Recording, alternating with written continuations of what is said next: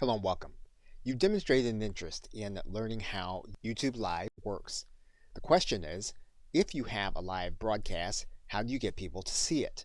Now, you may already recognize that having someone watch your live stream while also seeing all of the other videos that are going to be available suits the platform well, but may or may not suit your business or organization well. So it's necessary to look at a number of tools that you have at your disposal within YouTube as well as outside of YouTube to get the word out about your live stream. And so in this course, we will go inside of your Creator Studio and we will look at some of those tools that you have available to you so that you will be able to make the most of them and get the maximum number of people watching your live stream. So we'll look at your channel customization tools. We'll also show you how to provide an easy to use subscribe link. We'll also take a look at some of the success factors in making your live stream visible and attractive for others to click on. And we'll take a look at some of the enhancement tools that you can do with your video that will help you to make it more usable and widespread. So with that, thanks, and I'll see you in the first video. Welcome back. Now, one of the things that you'll want to do is you want to make sure your live stream recording is distributed widely. And so to do that, you may need to make sure that all of the information in it is going to be appropriate. So to do that, what you're going to do is you're going to go to your Creator Studio. Once you get inside of your Creator Studio, what you're going to do is you're going to find the live stream that you did, and you're then going to click the Edit button. Once you click that Edit button, you're going to notice an element at the top that says Enhancements. And there are two things you're going to be able to do here. You're going to be able to blur faces, and you're going to be able to start that process by clicking the Edit button. Now, this is a process that YouTube is going to go through, and it's going to take some processing time for it to complete. So that entire process for that video took about 8 minutes.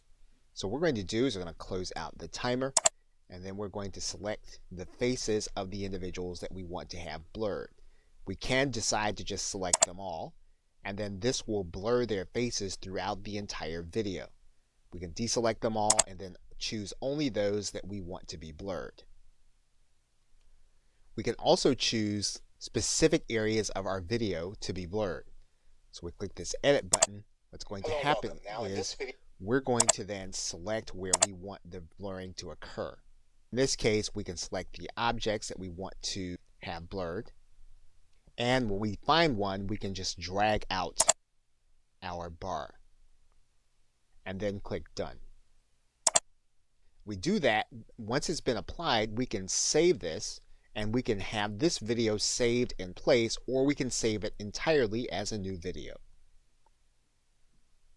Okay, so with that, thanks, and I will see you in the next video. Now, in the same way that you used a thumbnail when you were promoting your live stream, you can promote the recording also with the same or a similar thumbnail. And all you'll need to do is to go into Edit Your Video. And then you'll see here at the bottom that there is an area that says Custom Thumbnail.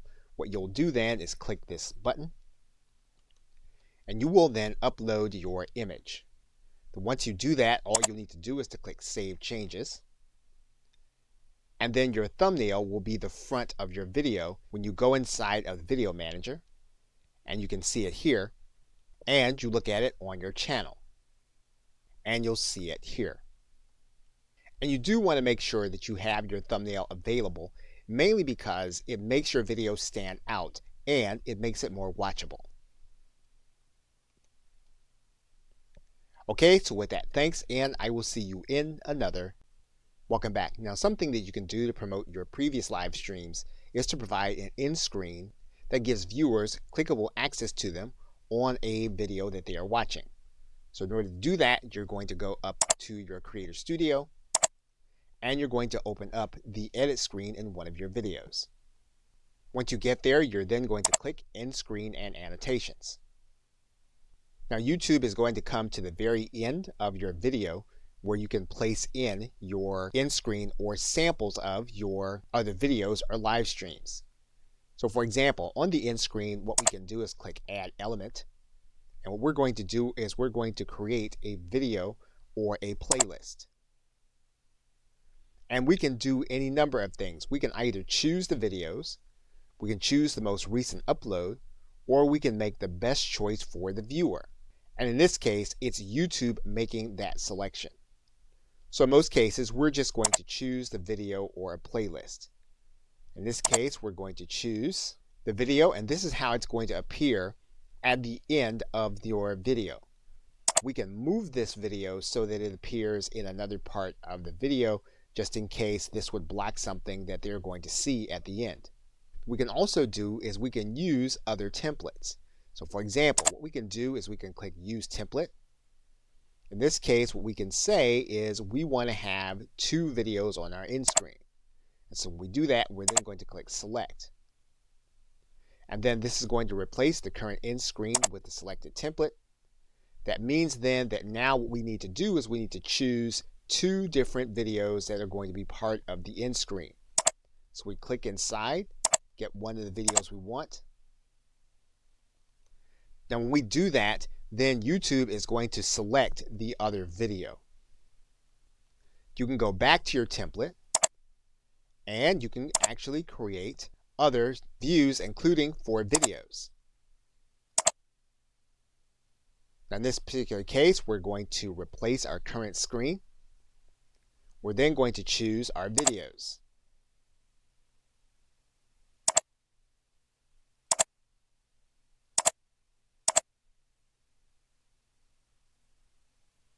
Once we do that, then YouTube will choose the other 3 that are going to be part of your end screen.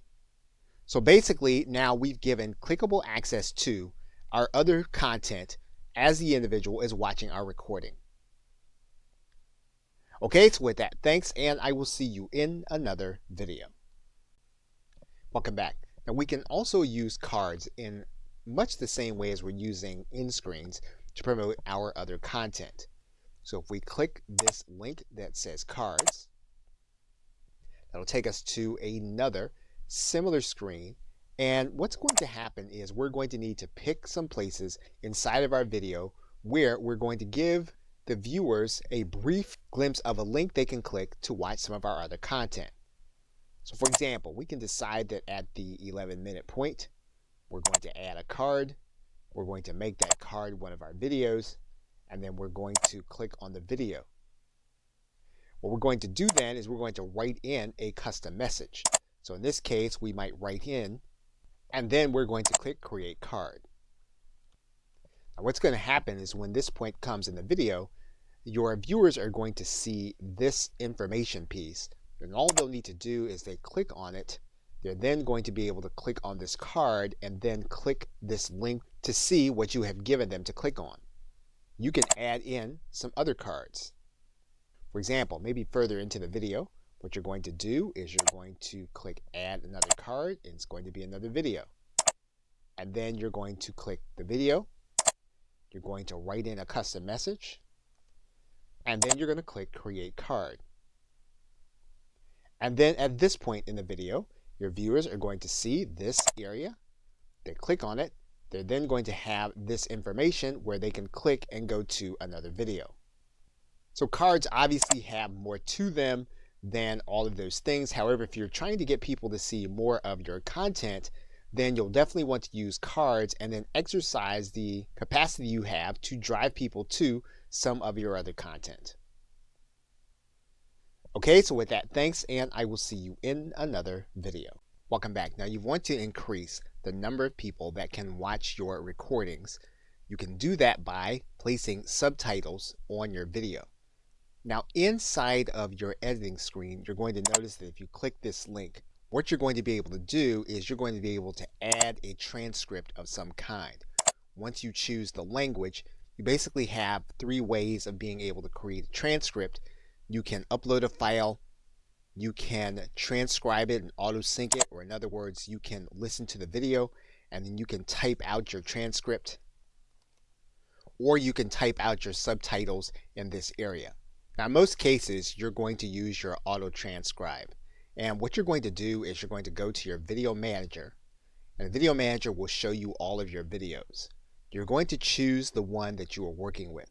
So in this case, what we're going to do is we're going to choose one of the videos that we know has voice. and we're going to click this drop down arrow. And what you're going to notice here is that there is a link here that says subtitles / closed caption. We're going to click that link. What's going to happen is that now the subtitles and captions will be added. We're going to choose the language, and we're going to set the language. And what you'll notice is that the subtitles and closed caption has already been published and added to our video. And basically now when the person watches our video, they're going to see a transcript going across the end of the screen. Okay, so with that, thanks, and I will see you in another video. Welcome back. Now, one of the other things you can do to increase the number of people that'll see your recordings is you can place your content into playlists. And so to do that, you're going to go from your video manager, from the videos link, to this link that says playlists. And when you get there, what you're going to do is you're going to create a new playlist. You're going to give your playlist a title. You can decide on whether or not the playlist is going to be public, whether or not it's going to be unlisted, or whether or not it's going to be private and only you can see it. Now, if you want the maximum reach, you'll want to leave it public. So what you're going to do is you're then going to click Create. You're then going to be brought to this page, and you can do a couple of things with this playlist. First, what you can do is you can click in this pencil. Then you can add in a description. Once you've done that, if you click outside, then your changes will be saved. You can then click Playlist Settings. Once again, you can decide whether or not the playlist is going to be public. You can determine that you are going to direct how the videos are ordered in your playlist, or you can use an automatic system. You can decide whether or not your playlist can be embedded, so other people can take that playlist and put it on their website or some other web property. And you can determine whether or not this playlist is going to be an official series, meaning that the videos that you place inside of this playlist will only be in this playlist, and that's the only way that they'll be able to be experienced as a group. Now, you can determine that some videos will be auto-added to your playlist. So for example, if your title has a certain word in it, you can say that this will be part of your playlist. And there are other rules that you can do.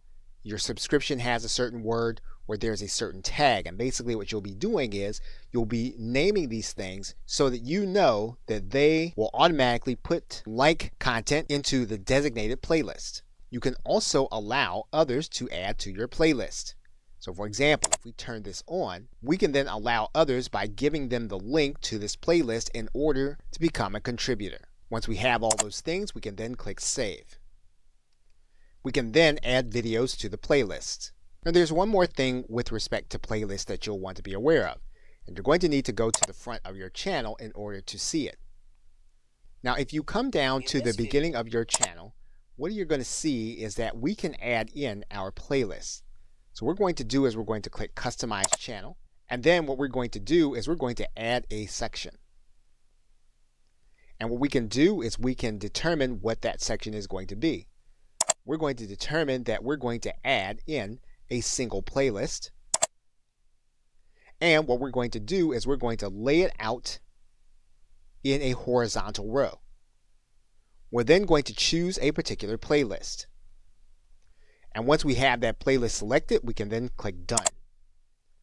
Then when people come to our front page, they'll then be able to see that playlist on our front page. Okay, so with that, thanks, and I will see you in another video. Welcome back. Now inside of your Info and Settings area, you do have a link that says Advanced Settings, and we're going to click on that right now. And some may increase our viewership, and there are some things that you may want to test. For example, if you did have a chat during your live sessions, one of the things you can do is you can allow others to see that chat if you think that would keep them interested in your video. Now you can make a decision about allowing other people to embed the video or not embed the video, because again, what you want people to do is you want people to come back and see your other videos. So again, this is something that you'll want to determine on a video by video basis. And in some cases, you may or may not want to make your video statistics available. Again, in some cases, knowing what these statistics are and being able to access them on the watch page will, in some cases, make some people want to watch and others not. So again, another thing that you'll want to monitor and decide and test. And of course, you will want to determine whether or not you want to allow comments by your video or not. Now, in some cases, this might bring an element to the video that you don't want, or in other cases, giving people the opportunity to comment on what your content is will invite more activity around the video and then make it more searchable. So again, all of these are things you're going to want to determine by video basis and test to see how they fit with your particular business model. You don't want to just leave the default settings as they are. You want to think about how they're going to impact what it is you're trying to do. Okay, so with that, thanks, and I will see you in another video.